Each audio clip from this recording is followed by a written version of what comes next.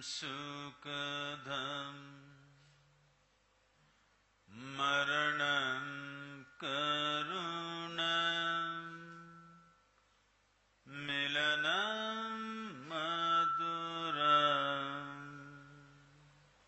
smaranam karunam kalavashadiha sakalam karunam samayadipate akilam karunam.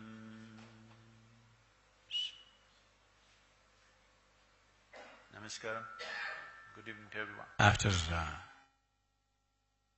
over 2.5 millennia, if we utter the word Buddha, today most people think of Gautama, the Buddha. Well, Gautama was not the only Buddha. There were many before him, many at that time, many more after him. Buddha is not his name. His name is Gautama Siddhartha. He became a Buddha. What does becoming a Buddha mean?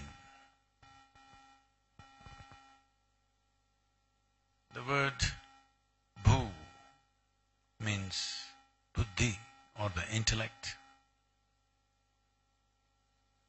The means the other, one who is above.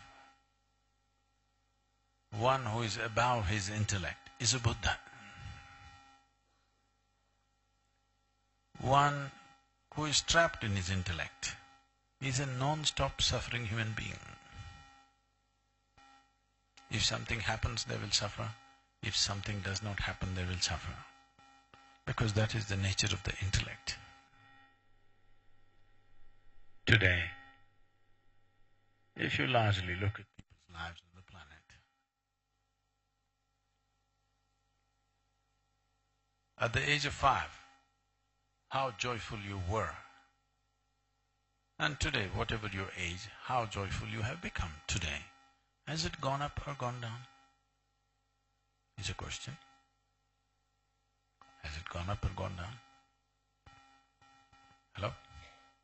Has it gone up or gone down? Gone down. At the age of 5,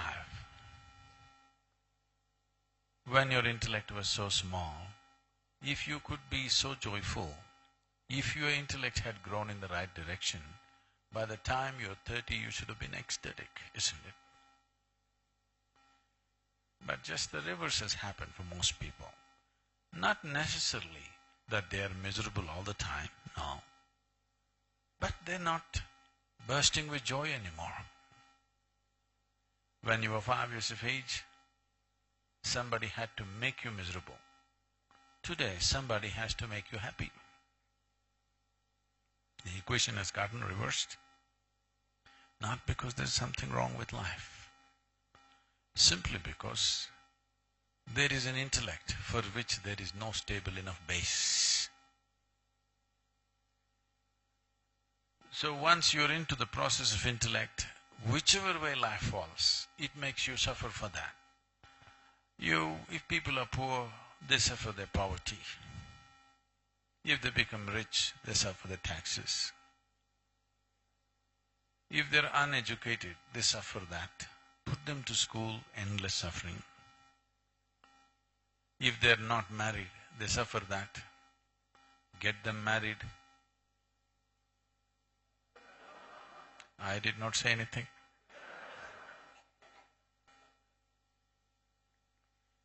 No children, they suffer that. Give them children, daily suffering.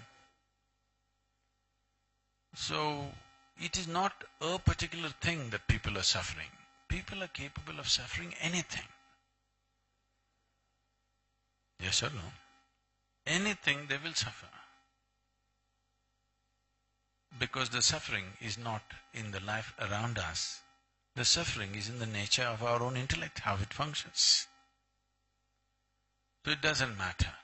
You can be anything in the world and still suffer.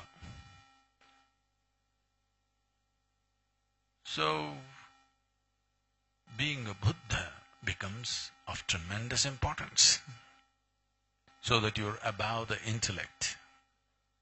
If you're above the intellect, that is the end of suffering. Because there are only two kinds of suffering in human life: physical suffering, mental suffering. Do you know any other kind of suffering? Are you on talking terms with me or no? Hello? Is there any other kind of suffering? No. Physical suffering, mental suffering. Physical suffering, it is not really suffering, it is just pain. Suppose an injury happens, something, a disease happens, there is pain in the body. Pain is not a very bad thing. Pain is good, because if there was no pain at all in this body, most people would not know how to even preserve their body. For example, see, wherever there is no pain in your body, see in how many ways you have cut all these things. Simply because there is no pain, isn't it? Suppose there was no pain in your nose. In the name of fashion, you would have cut it up in so many ways. If there was no pain at all in the body, in the name of fashion, people would have pulled out their intestines and… Don't think I'm joking, people would do it. Pain is keeping them intact. You're walking on the street, if a bicycle comes, you step back. Not necessarily out of humility, it is a consequence of pain, isn't it? If there was no pain at all in this body, if a truck came, you will go like this. Even now some people are going like that. So, pain is very important right now. Till people come to a certain level of sense, pain is important. Without pain, you could not keep the integrity of this body. But transforming pain into suffering means the pain that happens in your body, you take it into your mind, multiply it 1,000 times, that's suffering. When was the last time when somebody poked you with a dagger? Hello? When was the last time? They never did. Maybe when you were in school, somebody poked you with a pin at the most. Or maybe even that they did not do, they just ignored you. I'm saying, how much of your suffering is coming from outside? Just a minuscule, isn't it? Rest is all self-help. The sharper the intellect, the more you can poke yourself. People come to me and say, Sadhguru, I can't bear it, my mother-in-law, she's not even human. And my husband, well, it's her son. What else can he be? My wife, she's impossible. My boss, he's a slave driver. All kinds of things. I tell them, don't worry. Your husband, wife, mother-in-law, boss, I will make sure nobody comes here. You come, stay with me. We'll give you good food, nice place to stay, nothing to do. Just be joyful, that's all. Just be joyful. You don't have to work for your food and shelter. I'll take care of everything for you. Only thing is, I will make random checks on you. Whenever I check on you, you must be joyful. If you're not joyful, I don't believe in feeding misery, you know. If you're miserable, the misery should not be fed, isn't it? Because it'll grow. You leave them alone in a room for 24 hours. Oh, in how many ways they'll twist themselves. If you're alone and you're miserable, obviously you're in bad company, isn't it? Yes? If you're alone and you're miserable, obviously you're in bad company. If you're with me and you're miserable, maybe it's me. But if you're alone and you're miserable, you are in bad company, isn't it? So, becoming a Buddha means you transcended this trouble spot of intellect. Only if you transcend can you use it the way you want. Otherwise, it will use you in so many ways. It is amazing. People live for 50, 60 years and still they don't know how to deal with their own thought, their own emotion. You may call it by many names, anxiety, misery, tension, stress. No, essentially you don't know how to deal with your own thought and your own emotion, isn't it? Yes? If you knew, if you could have the thought that you want, if you could have the emotion that you want right now, would you be blissful or miserable? Blissful for sure, isn't it? So essentially, the basic faculties that you have, not taking instructions from you, that is the main problem.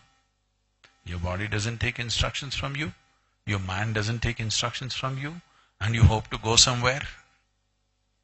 Suppose you sat in your car, and your car became like this. You want to go this way, it goes this way. Is it safe to sit in this car, I'm asking? Your automobile you may use for a few hours a day. It is through the vehicle of this body and this mind that you travel your entire life. Is this taking instructions from you? That's the question. So a Buddha means someone who is the master of his mind. What he says is what his mind does. Now this one cannot be miserable, isn't it? If your mind taking total instructions from you, you would make sure every moment of your life you're blissed out, not miserable, for sure. So being a Buddha does not mean that you have to become something on the outside. It is an inner process that you have raised above the body, above the mind. Your experience of life has transcended the limitations of body and mind. Why is this important?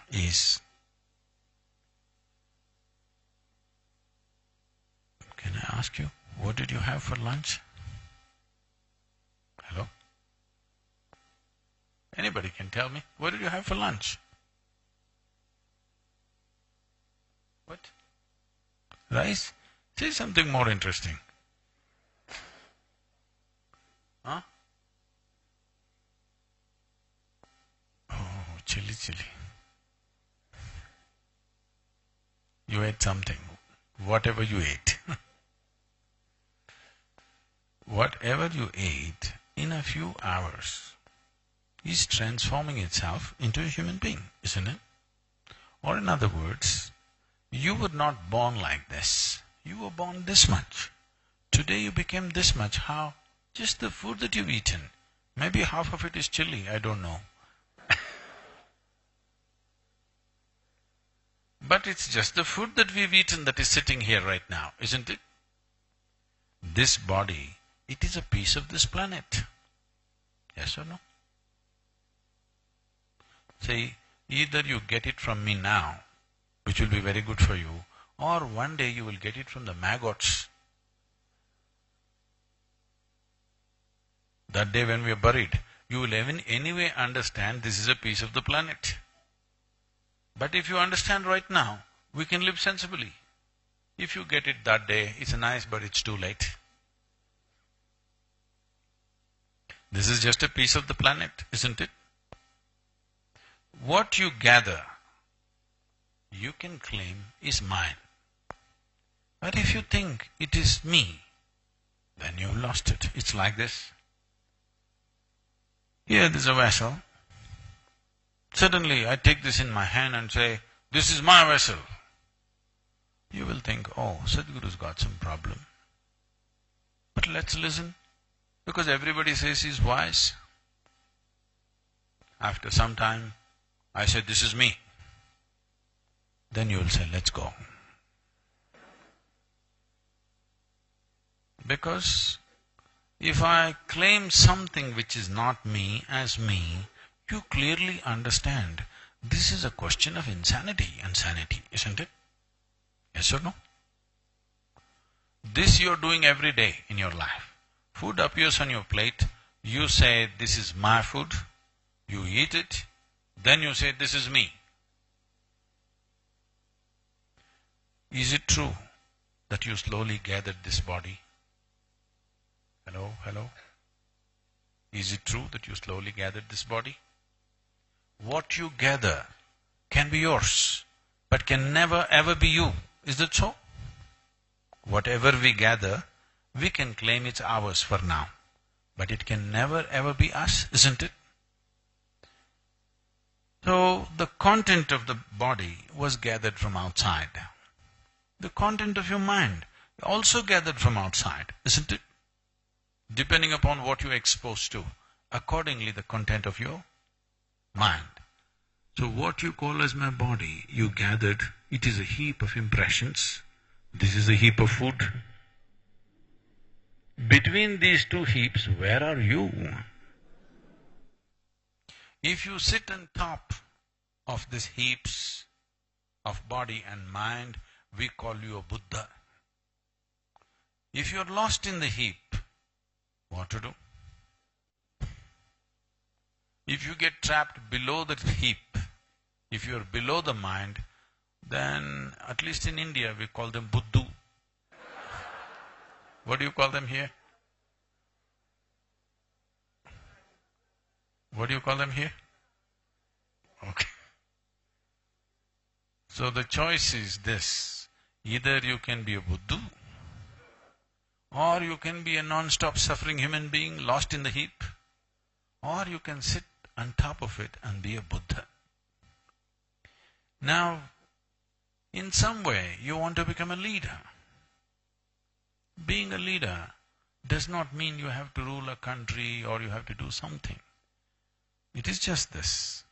Let us say you are meeting 10 people in your life, in your day. In a day, let's say you're meeting 10 people. When 10 people come your way, you have a choice. Either to impact them positively or negatively, or let them pass by. If you impact them positively, you're a leader. If you let them pass by, you are a dry leaf which will go whichever way the wind blows. If you impact them negatively, you're a criminal. Yes or no?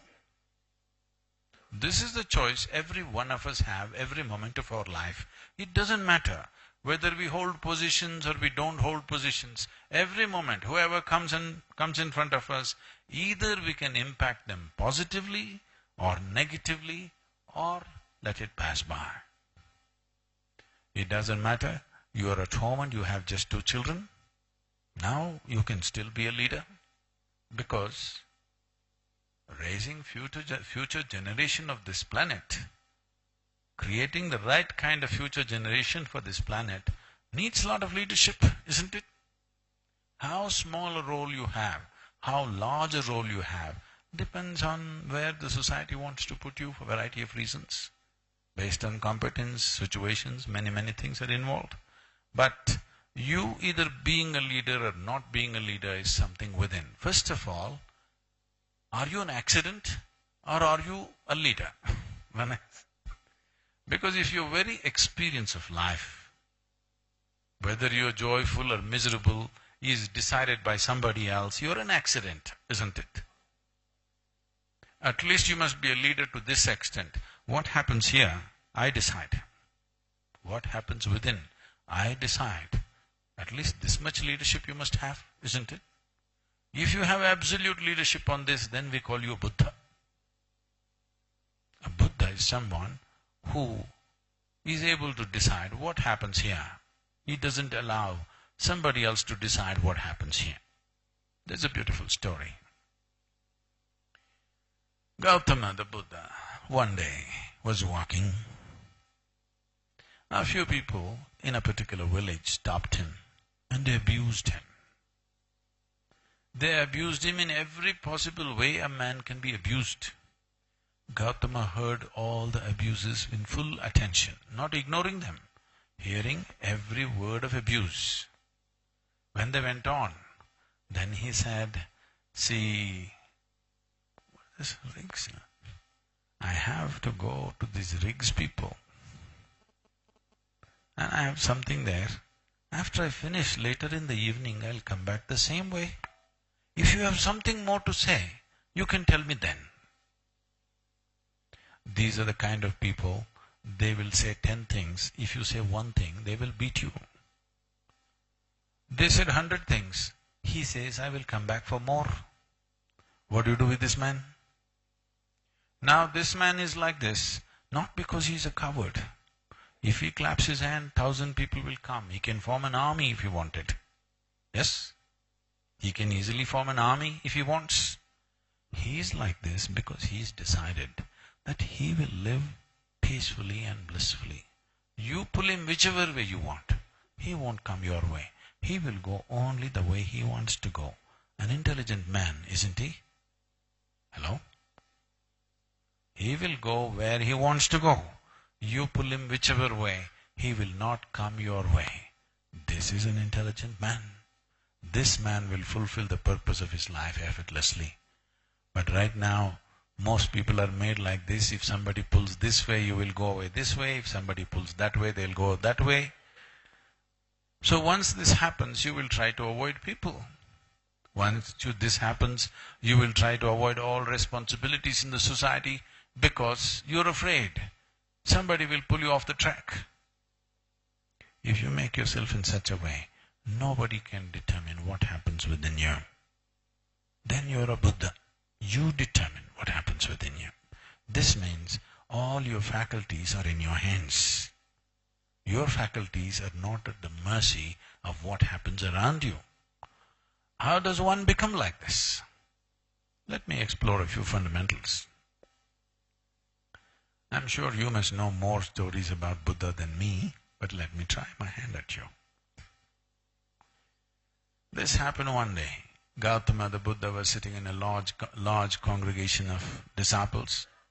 Early morning, sun is yet to come up. A man came. This man is a great devotee, a devotee of Rama, full-time devotee. See, many of you are smart. Your devotion is only part-time. Most people in the world are like this. They are keeping their gods like insurance. If something goes wrong, I also paid my premium. But there are few people who took this seriously and made it full-time. This is one of them. These devotees won't utter any other word except God's name. So if they want to call you Ram Ram, if they want you to go Ram Ram, if they want something Ram Ram, no other word but Ram he uttered. He not just went to the temples, he built many temples. Age is passing, getting old. Just a little doubt. Because there are a few people who don't believe in God and they seem to be doing fine. For them also sun rises in the morning. For them also flowers blossom. For them also food tastes good. For them also everything is happening. And they are saying there is no God. Suppose there is no God. My entire life will go waste. This question will come up to you only if you become full-time devotee. If you're a smart devotee, who only brings in God when things go wrong, otherwise you do your own thing, then this question will not come up. But because he's full-time, this question came up. Suppose there is no God, my entire life will go waste. So he came early morning, before sun arises, came and stood there in the corner, in the dark corner, in the shadows. Because having a devotee for all your life, now to ask this question, is there God or no God, is a very difficult thing. He came there and asked the inevitable question. Is there God? Gautama looked at the man and gave a clear, emphatic answer. No. All these disciples, one big relief, woof, because any number of times they've asked these questions to him. Whenever they ask such questions, he becomes silent. He doesn't say a thing. For the first time, he gave a clear answer, no God. The message spread. The entire town started celebrating because it has been bothering everybody. Is there God or no God, God or no God? Every day it bothers them. And this man won't give an answer. For the first time he said, no God. The message went, the enlightened one has declared there is no God. See, just look at the freedom of this. No God means nobody watching you. Nobody keeping accounts of your karma and trying to torture you later on. You can do what you want with your life. So celebrations happen through the day. In the evening again, the congregation gathered. Gautama was sitting. Another man came. This man is a Charvaka. Charvaka means, in India, even today they are there, Charvakas are out and out materialists. They don't believe anything other than what they can see. Even today in India, as messengers of God go from town to town, village to village, trying to spread their message, there are messengers of no God going from village to village and proving to people how there is no God. This is the only culture which allows this. Anywhere else they would be killed. But in this culture we allow them. So this is an expert Charvaka. It doesn't matter what kind of a believer you are. If you talk to him for 10 minutes, he will prove to you no God. Thousands of people, he proved no God, no God, no God. But age is going, getting old. Little doubt, suppose there is God. When I go there, will he leave me? And these believers also say he's got all kinds of torture equipment up there. You know? So he knows there is no God. Just a little doubt. So he wants to confirm. Now there's an enlightened being here. He wants to confirm. So he came late in the evening after the sun has set, stood in the shadows and asked this question, is there God? Gautama looked at the man and said, yes. Morning he said, no God. Everybody was relieved and happy. Now he says, there is God. What is the game he is playing? The game is just this. You believe something, you disbelieve something. It need not have anything to do with reality, isn't it? If we work hard enough on you right from your childhood, we can make you believe just about anything. Yes or no? Hello? If we work hard enough on you right from your childhood, we can make you believe anything. Just travel around the world and see what are all the different kinds of weird things that people believe. Unbelievable. All kinds of things people believe. This happened. I was speaking to a group of people in Nashville, in Tennessee, in the United States. I was just telling them a joke. In the joke, I referred to God as Him. Immediately a few ladies stood up and they said, do you believe God is a man? Whoa, whoa, whoa. I know what I've gotten into. I was only telling you a joke. I said, it doesn't matter. You said Him. Do you believe God is a man? Now in the United States, particularly in the southern states, there is a big debate. Is God a man or a woman? They are trying to settle this in this election.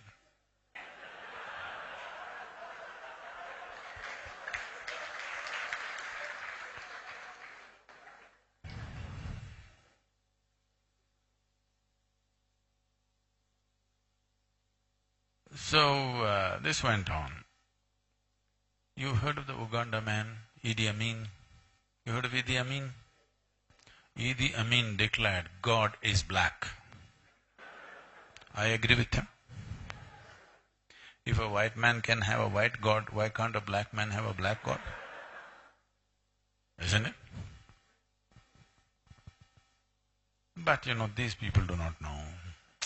Because God never went to that part of the world. God sent His messengers, His Son and other people. So they've never seen, so they're just doing guesswork. In India we know God is brown. Because in India God Himself landed 9 times. You know this? You know this? You don't know? You missed it, huh? God Himself landed 9 times. 9 avatars, you heard? 9 times God Himself came. Indians are very proud about this. Especially Indians who live outside India, they're very proud about this. So I keep reminding them, that is because God wouldn't trust Indians with anybody else.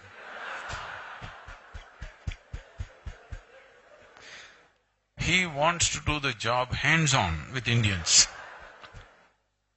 So He came 9 times and He failed. 9 or 10 times we can debate, we can't debate failure, isn't it? So 9 times He Himself came and He failed. We can go on with this.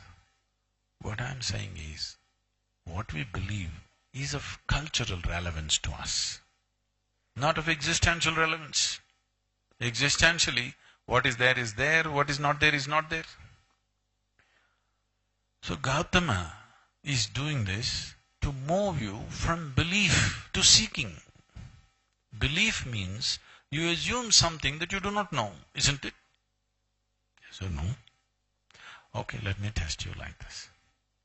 Shall we do a simple experiment? Is it okay? How many of you believe you have 2 hands? All such people, just raise 1 hand, please. What's the matter with the rest? Okay.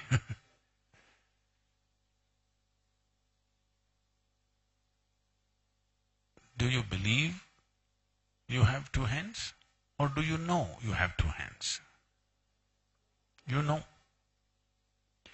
If somebody argues with you and proves to you you have no 2 hands, if their argument becomes too overwhelming, 1 slap in the face and he will know you got hands. Yes or no? So with hands you know, with God you believe. Why? So, the problem is just this, we have still not become sincere enough to admit what we do not know as we do not know. This is the big problem with us. Is it all right? What I know, what I do not know, I do not know. Is it okay? Whatever I do not know, I believe. How do you arrive at these beliefs? How do you arrive at these beliefs? It happens in so many ways. Essentially, you take an assumption. You make an assumption and gather 25 people around you and say, this is it, this is it, this is it. If that number goes to 25,000, you made it in the world. This happened. A boy, an 8-year-old boy in New York City, came back from school in the afternoon. He had a very progressive mother. Being so progressive, obviously she was single. And he came back home one day and asked a question to his mother, Mama, is God man or a woman? She's a very progressive woman, so she thought about all the gender politics attached to this. And after much thought, she said both. So the boy went into deep thought. After thinking for a while, he came back and asked, Mama, is God black or white? Again, she thought about all the racial politics in the country that is going on. After much thought, she said both. So he went into very deep thought. Then he came back and asked, Mama, is God straight or gay? She thought about all the politics related to that issue and she said both. Then the boy jumped in joy. I got it, it's Michael Jackson.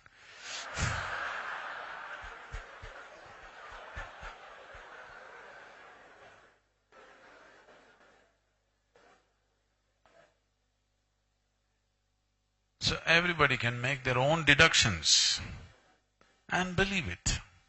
I'm asking you, is it all right? Is it all right? What I do not know, I say I do not know. Is it all right? So human of you, so wonderful of you to see, this is what I know, this is what I do not know, isn't it?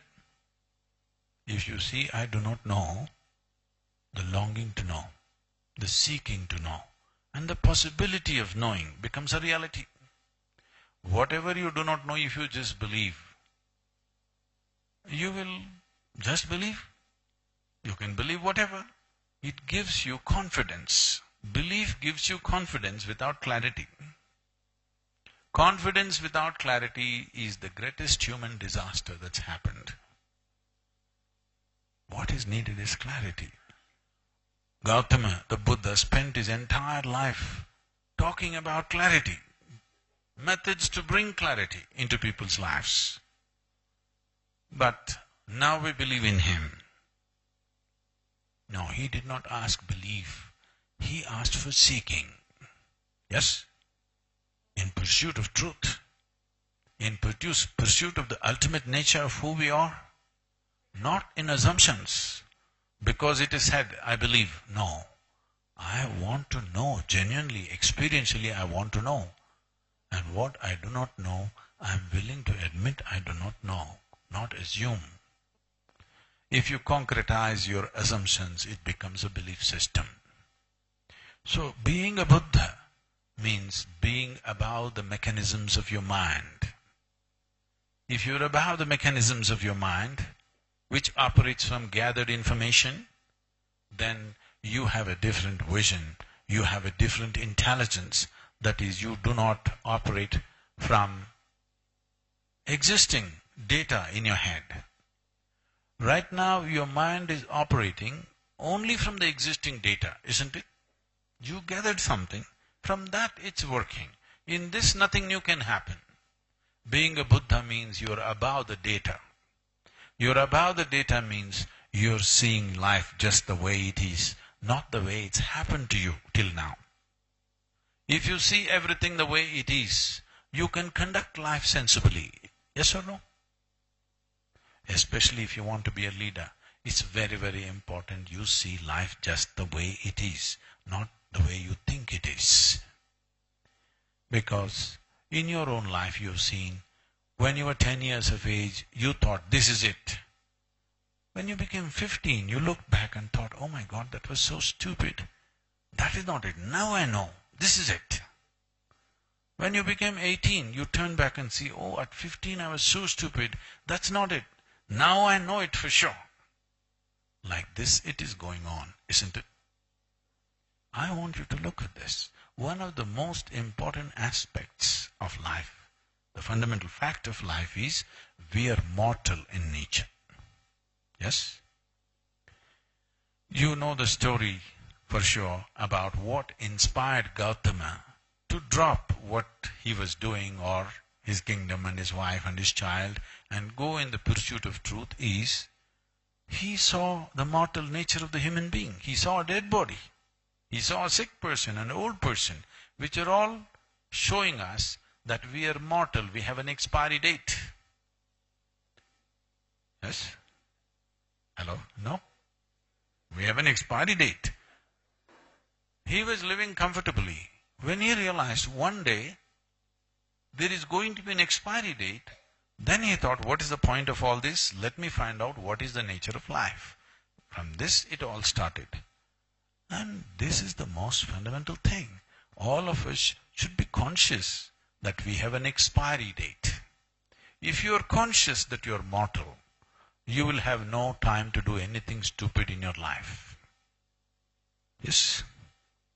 You will not do anything that does not matter to you. You will do only those things which truly matter to you in your life. If you are conscious, you have a limited amount of time, isn't it? In the life of this planet, you and me are just a pop-up, 2-second pop-up. You've seen on your computer screen, advertisements pop up and disappear because they're paid only for 2 seconds.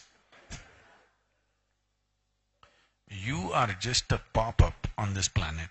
You pop up and you pop out. Whether you like it or you don't like it. This is how it is, isn't it so? So if you understand you are a very brief amount of time, you will do only what truly matters to you, isn't it? If every one of us is doing only what truly matters to all of us, this is a fantastic world to live in. Right now, too many people are doing things that doesn't mean a damn thing even to themselves. Yes or no? World is a mess simply because too many people are doing too many things which doesn't mean anything to them. If we are doing only what really matters, we would be different kind of people altogether. This will come to you only if you remind yourself every moment of your life that this is a limited amount of time. Now, as I came up on stage, since then, you are 40 minutes closer to your grave. Yes, you are. I'll teach you some yoga, we can extend it a little bit. We can postpone it, but we can't avoid it. Yes? We can postpone it. I'll bless you with a long life. You can postpone it, but you cannot avoid it. If you are truly exploring the potential, the immensity of what it means to be human, if you live for 100 years, it will seem to be very brief life. If you are living a miserable life, it will feel like a long life. Have you noticed this? On a particular day you're very happy. One day passed off like a moment. Another day you're miserable. One day feels like 10,000 years. Yes or no?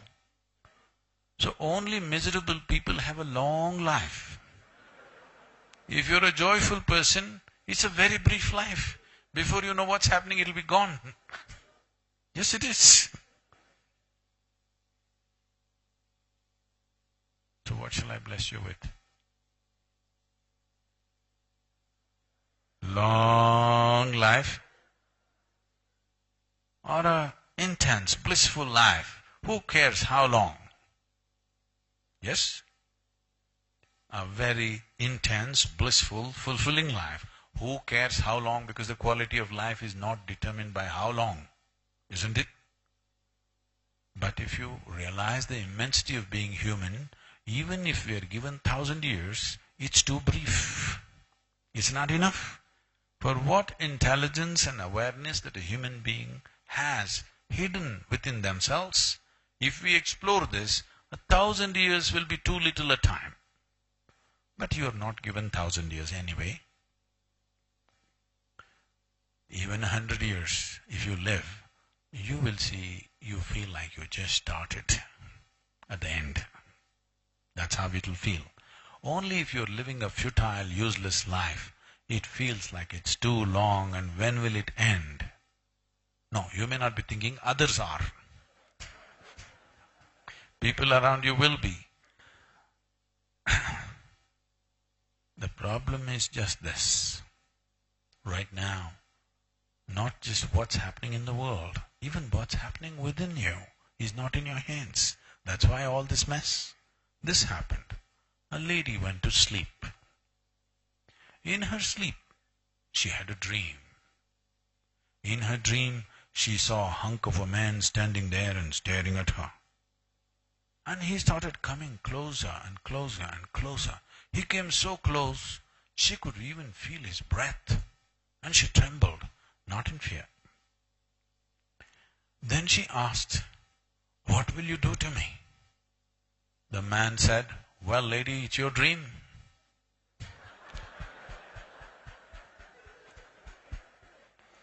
What's happening in your head is your dream, isn't it? Now the problem is not that life is not happening the way you want it, even your dream is not happening the way you want it. If your dream happened the way you want it, at least you could sit here blissful, isn't it? If your thought and emotion happen the way you want it, sitting here joyfully wouldn't be a problem, isn't it? Creating something in the world is another job. This is the problem of a leader. He wants to create something. Now you have to get the cooperation of 1,000,000 people to do what you want them to do, or what you think is the right thing to do. This will need more skills, but at least staying joyful within you is most important. Not because joy is a goal by itself, because there is substantial scientific and medical evidence today to show that only when you're in a pleasant state of experience, you are able to use your body and your brain to its fullest. This you know by experience, but today there is scientific evidence. Is it true? Only when you're really joyful and peaceful, your brain and your body functions at its best. When you're stressed, anxious, fearful, this does not function well. This is a known fact. But today they've put it all in scientific data that this is what happens within you. There is evidence to show that if you manage 24 hours, most human beings cannot say this for themselves, if you spend 24 hours without a moment of anxiety, agitation, anger, irritation, nothing, just blissfully, 24 hours, the sharpness of your intellect can go up 100% in 24 hours' time. Why don't you try it in the next 24 hours? It's time to try it, isn't it? But for most human beings, 24 hours have not gone the way they want. See, if one day did not happen the way you want, it's understandable. Not even one day happened the way you want. Now there is something fundamentally wrong, isn't it? Somewhere we have not understood the fundamentals of how to do this. Do you agree with me? This human mechanism is the most sophisticated and complicated machine on the planet. Do you agree with me? I'm asking you, have you read the user's manual? No. So you're operating it by accident. When you operate something accidentally, anxiety is natural, isn't it? Yes or no? If you do something accidentally, being anxious is a natural consequence of that. Only when you know how to operate something, you can joyfully operate that, not otherwise. So, this entire process, I don't know what it's become today, but this entire movement of yoga, of the Buddha's way of doing things, all this started wanting to handle this one consciously. Not trying to fix the heaven, trying to fix this one. Yes? So that we can conduct this the way we want. If we conduct this the way we want, we would be joyful by our own nature. And if I meet you when you're very happy, I'm sure you're a wonderful person. But if I meet you when you're unhappy, frustrated, miserable, you could be a nasty person. Yes or no? This is true with everyone, isn't it? See, 20% of our time, resource and energy are spent in the prisons in South India and a little bit in the United States. People keep asking me, Sadhguru, we rarely get to see you, but you are spending so much time with these criminals. I don't see any criminals. Yes, if you look at their history sheets, what they have done terrible things. Probably if you let them out tomorrow, maybe 50% of them will do the same things once again. Yes, because I know them very well. They become very friendly with me and they say everything to me. I know many of them will do the same things. But when they are with me, I keep them very happy. And when they are happy, they are wonderful. Now, keeping them happy is the problem. Because the man whom you call a criminal also wants the same things that you want, isn't it? Yes or no? He also wants the same thing. He also is in pursuit of his happiness. Only thing is, he is pursuing it far more vigorously than you. In pursuit of your happiness, you are willing to stand in a line. He cannot stand in the line. He is far more vigorous in pursuit of happiness. So this is what I am saying. The moment you are in pursuit of your happiness, you are anyway a criminal. Yes. Because this life is not about pursuing happiness. This life is about expressing your happiness in the world. Because happiness never rained upon you from anywhere. Whether joy happened or misery happened. Whether peace happened or turmoil happened. Whether pain happened, pleasure happened, agony happened, ecstasy happened. It only happened within you, isn't it? Hello? Do you see me at least? Hello? Even if you're not listening to me. Do you see me? Please everybody. If you see me, use one hand and point out where I am. Point out please. Where am I? Oh, you got it wrong. You know I am a mystic from South India.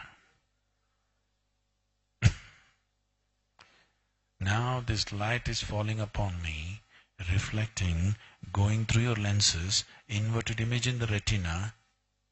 Where do you see me right now? Within yourself? Where do you hear me right now? Within yourself? Where did you see the entire world? Within yourself? Did anything ever happen outside of you to you? Everything that ever happened only happened within you, isn't it? You saw the earth and the sky only within you, isn't it? The way it is projected within you, you have not seen anything else. Right now, someone next to you, if they touched your hand like this, you think you're experiencing their hand. No. You are only experiencing the sensations in your hand. You cannot experience their hand. Yes or no? You cannot experience their hand. You are only experiencing the sensations in your hand.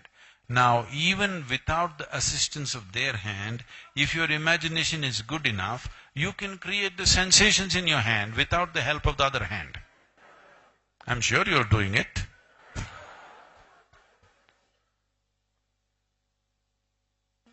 So your entire experience of life is happening within you. At least what happens from within you must happen the way you want it, isn't it?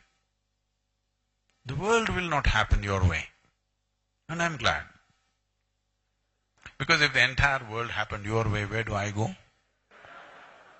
The world is like this, little bit your way, little bit my way, little bit somebody else's way. It's all right. But this one must happen my way, isn't it? Yes? And nobody in your life, not your husband, not your wife, not your parents, not your children, not your friends, nobody will happen 100% the way you want them. Yes? Or are still you such a hopeless romantic? You're still waiting that somebody will come who will be 100% the way you want them. You must listen to me and believe me on this one thing. See, I have lived long enough. I am telling you, nobody will happen 100% your way. However promising they may look in the beginning. They will not happen 100% your way. 51% your way means you are winning. More than that you expect, it's not going to work. Okay? But it doesn't matter, nobody happens your way. But this one person must happen your way, isn't it? If this person happened your way, I'm 100% sure you will keep this person joyful, blissful, wonderful, in the highest possible level of pleasantness that you can. Yes or no? If you're living in the highest possible level of blissfulness, you will not think of going to heaven, isn't it? Yes? Those who have made a hell out of themselves, They all want to go to heaven.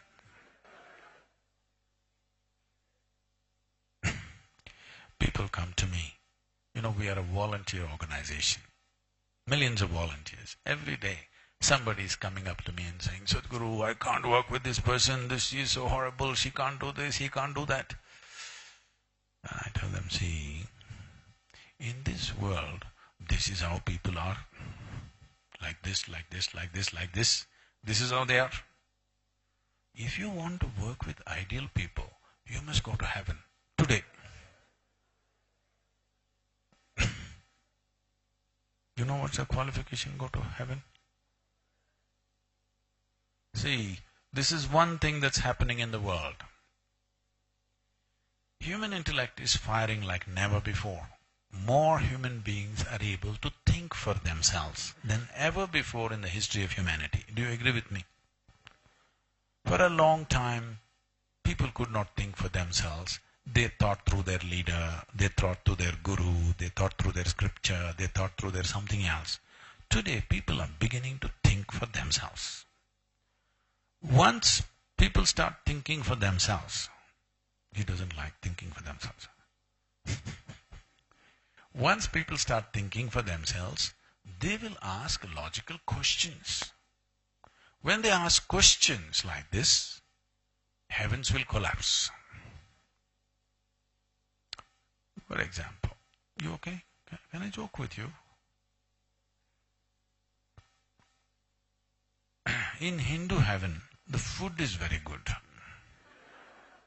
If you like good food, you must go to Hindu heaven. Yes. Because here, Nala, he's the best chef in the universe.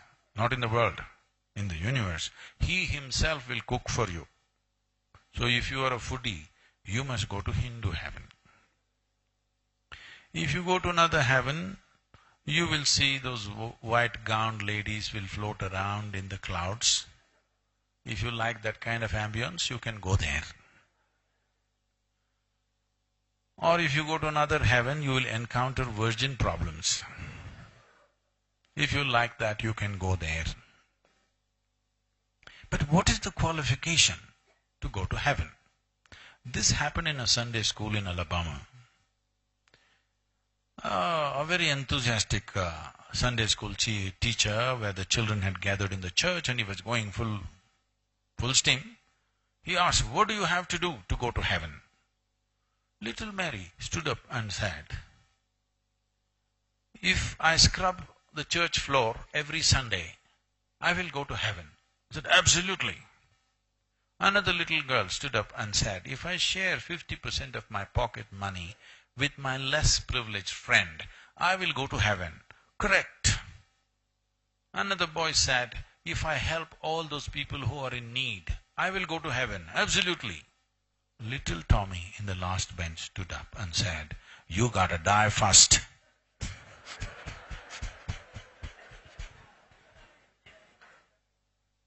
That is the basic qualification. You got to die first. When you die, we will either bury your body or burn your body or feed it to the birds, depending on the culture in which you are. One thing is clear, you put your body back into the earth because this is a loan that you took from the planet, isn't it? If you don't want to put it back, you are a willful defaulter. You take a loan and you don't want to pay back. This is not good. You must be ready to pay back when the term is over, joyfully, isn't it? So one thing is clear, you leave your body here. Once you don't have a body, what do you do with good food and virgins and all this stuff? Hello? When you don't have a body, where will you put the food? So, if you ask 3 questions, all heavens will collapse.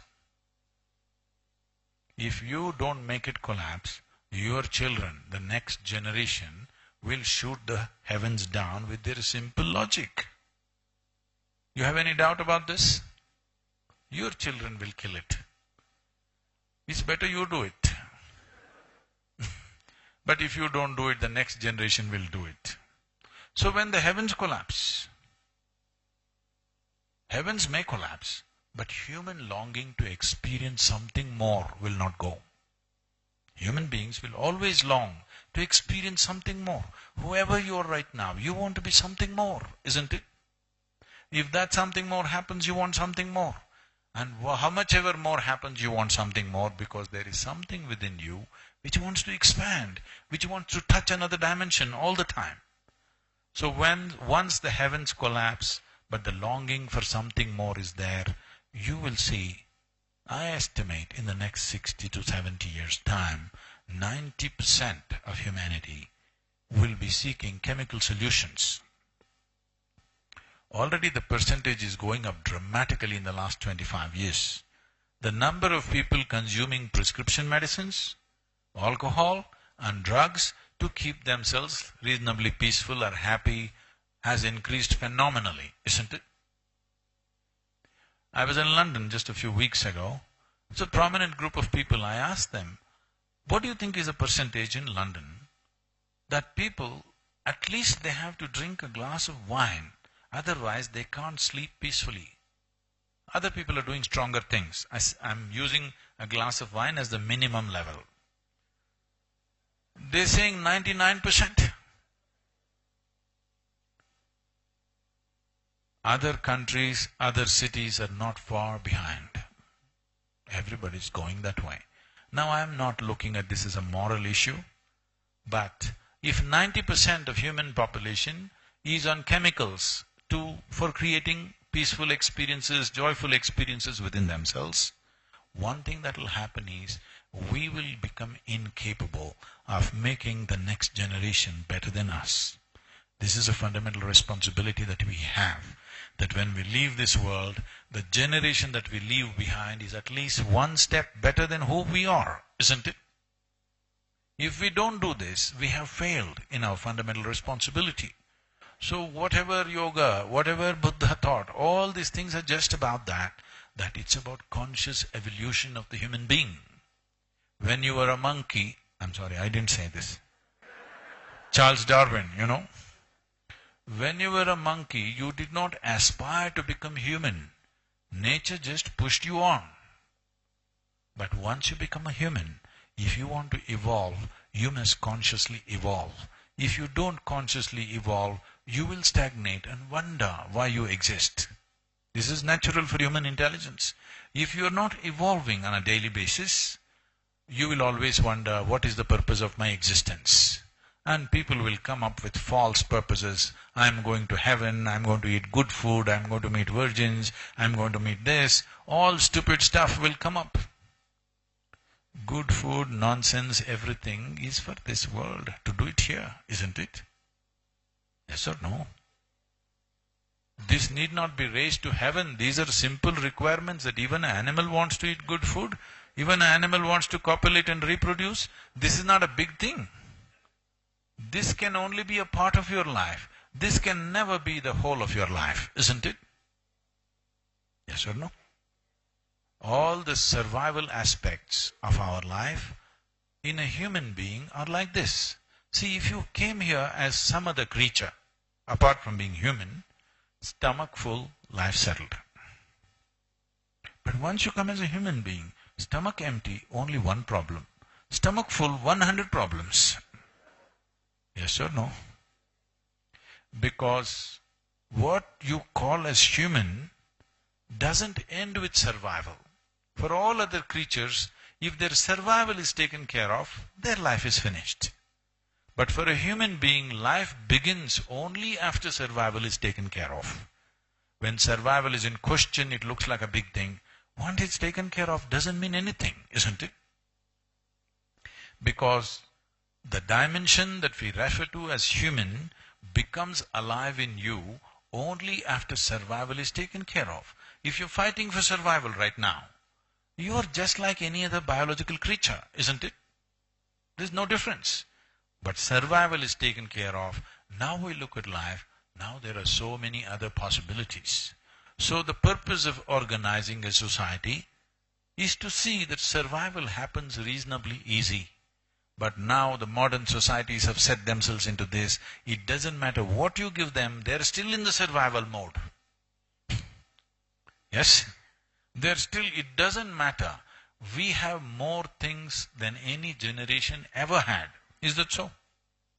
In terms of material comfort, we are the most comfortable generation ever on this planet. Do you agree with me? But in spite of that, we are the loudest whining generation. We are whining and complaining like never before. So, it doesn't matter what comes, we have gotten into this mode of being in survival mode all the time. That is not the purpose of organizing survival. The purpose of organizing survival is so that human beings can aspire for something larger, something bigger, another dimension of existence. I'm glad at least in this country, some orientation towards this is kept. The rest of the world is going crazy about raising the bar of survival to such a place, it's impossible. 2 meals a day was survival. Somebody says, that's not it. At least you must have a car. Now car is not it. You must have a Mercedes. Now Mercedes is not it. You must have a Bentley. It's going on endlessly. The Living Earth Statistics, which has an authority on this kind of material subjects, is saying that if we have to provide materially to all the citizens of the world, over 7 billion people, what an average American citizen has, we need 4.5 planets. But we have only half a planet left. What I'm saying is, our survival has been raised to a place where it's impossible. The only way you can run this kind of life is to keep half the population in slavery. That's the only way you can run it. Yes? If each person must have more than they can use, the only way to do it is we must keep the rest of the world in slavery. If we aspire well-being for everybody, we have to aspire in a sensible way. Our idea of success, our idea of comfort, our idea of well-being has to be restructured. But this can be done only if people are joyful. You can talk to them because joyful people are flexible people. Frustrated people, miserable people are not flexible people. They are rigid. You can't say a thing to them. So the first and foremost responsibility is this, that you are a pleasant piece of life. If you sit here, you are a pleasant piece of life. You are peaceful and joyful by your own nature. If you are given a choice, either to work with joyful people, to work and live with joyful people or miserable people, what is your choice?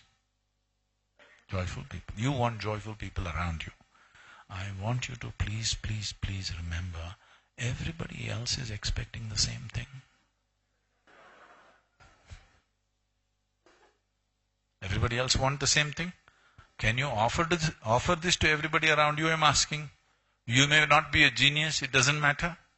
Can you at least be a joyful human being, a pleasant human being? Yes?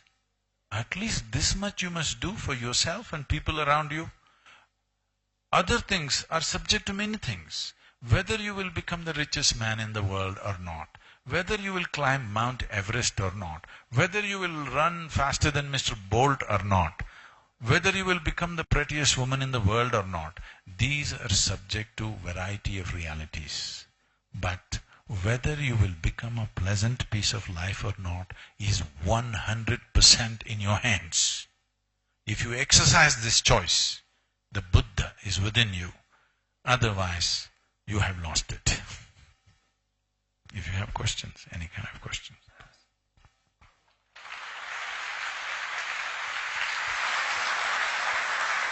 For more videos, please subscribe. Press bell icon and never miss an update.